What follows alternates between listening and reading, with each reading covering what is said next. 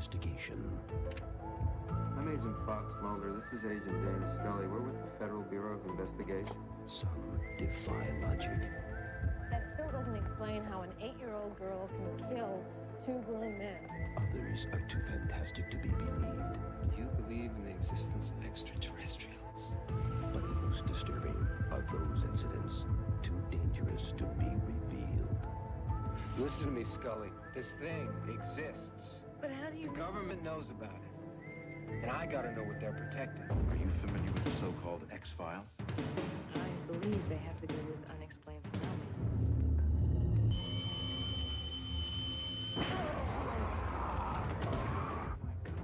I just had something incredibly strange happen. The government knows about it, you know. They're even in on it sometimes. They work together. They're coming to be on our computer. We found something in the forest. What am I onto? We're talking about a dark network, a government within a government, controlling our every move. Now we're alone on this. There's no one we can trust. We're here conducting an investigation. I have a male and a female who've identified themselves.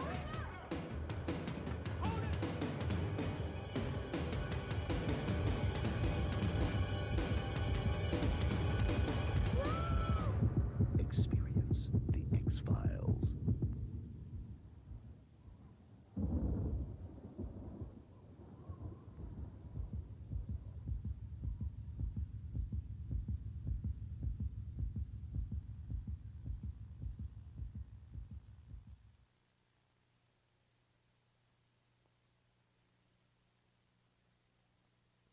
Hello, I'm Leonard Maltin. Star Wars may have started out as a mere movie, but it became a phenomenon. It changed the way movies were made and perceived and marketed.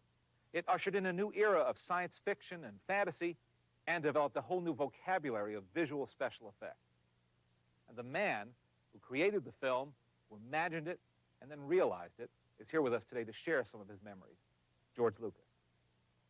George, if I asked you to sum up your feelings today, looking back at the whole Star Wars experience, if I asked you to sum that up in one word, what word first comes to mind? If there's anything the Star Wars experience has been for me, it's unpredictable. You know, not only in the making of the movies and in creating the stories in the first place, which is the fun of it, is because you don't know where it's going to go, and the making of them were a huge adventure. But the success and all the stuff that's come after it and everything is just, you have no idea what's going to happen next. Let's go all the way back to the beginning. What was the beginning? I would say probably the original impetus for the whole thing was, I used to watch a serial on television called Adventure Theater, and they had Flash Gordon Conquers the Universe on it, and I used to love that. So I went off and wrote my own space opera and developed the story and took it to United Artists that had the first rights to it. They said no, they didn't want it. And I took it to Universal because I just finished American Graffiti, and they said no, they didn't want it. And finally took it to 20th Century Fox, and Al Nye Jr. said, I'm interested. He said, I don't understand this, but I loved American Graffiti, and whatever you do is okay with me. Because otherwise I don't think it would have ever gotten done. Because it was crazy. You know, spaceships and Wookiees and robots, and it was just unlike anything that had ever been seen before. Tell me about that first script. Now, did you try to tell the whole story in one script? Well, at that point, it wasn't the whole story. I wrote a script, and the script was very ambitious. It told a very large story. And when I finished it, I realized that it was way too big to make into a movie. So I took the first part of it, sort of the first act, and I said, I'll make the movie about this. And I had to expand on it, move it around, play with it a little bit.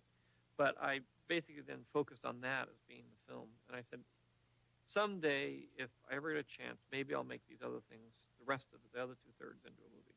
But right now, that's just going to have to go on the shelf, and I'll leave it there. And so that's really how the first project came to pass. The other part of it is in order to write that first script, I had to write a backstory about where Darth Vader came from, how the kids evolved, you know, his wife, how Ben related to all that, how the Emperor came to power. And that ended up being the basis for the projects that I'm working on now. You have a go-ahead on the script. you're revising it as you're preparing now to shoot the movie. How do you begin to prepare to shoot this movie? I went around and there were no departments at the studios, no one to do this. So I had to sort of build up from scratch my own special effects company in the process of starting this whole thing. How do you find people? How do you find the right people to do that kind of thing and to invent things, which is what they had to do?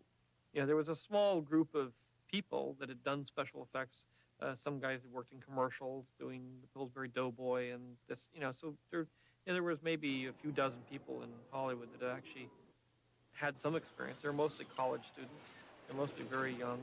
I think the average age of ILM when it started was like 24. That's the average age. And so there are a lot of kids that were like 19, 20 years old. Tell me about some of the casting decisions. What I would do is I would take the various contenders for the various roles and I'd mix them around and have them work ensemble. Because what I was trying to do is see how they all look together and work together as a group, not as individuals. And I think that was a very important part about the casting is that I cast a group. I didn't cast one person, one person, one person. I saw how they all worked together and then chose it that way. What was the most serendipitous bit of casting? Probably Harrison. Fred Roos, who was helping with my casting, was a good friend of Harrison's, so he had him. He was a carpenter, and he sort of had him. I mean, he'd been an actor and he'd been under contract, but he was working as a carpenter, fixing their offices up. And as I was casting everybody, we said, well, we'll start doing these tests. And I said, well, we're short one hand solo. I've only found 4. I need 5. I have 5 of everything else, and so I just said, well, Harrison, do you want to do this? You want to stand in and sort of read some parts against these other parts so we can get through this thing? And he said, yeah, and he started reading them. He read them better than anybody else did. What was the toughest part of making Star Wars? Well, there was a lot of drama through the whole thing. It was a very tough film to make. It was a fairly low-budget film. It was a $10 million movie at a time when most movies the big-time movies were $20, $30 million. How much of that went to effects? Well, about $2 million went to effects. There weren't very many effects. And I think the toughest part was when I finished shooting, I came back to the United States, I had no editor, I had to reassemble the entire movie of what had been cut, start from scratch. I went down to ILM, and they'd spent $1 million out of the $2 million. We were about 5 months away from release of the movie, and they didn't have any shots done. And I was panicked. I had nothing. I had no movie, I had no effects. I had a big mess on my hands. When did you know it was working, that it was turning into a phenomenon with the public? It wasn't really until it came out and was in the theaters. I was still, even the day it came out, and Laddie called me and said, it's a hit, it's a hit. The first 3 performances sold out, and it's going to be giant. I said, look, all science fiction films do well in the first week. Wait until the 3rd week, and then let's see what happens. So I was always the pessimist. I'm sure you know how much Star Wars means to so many, many people around the world. We all appreciate you sharing your memories with us today, George.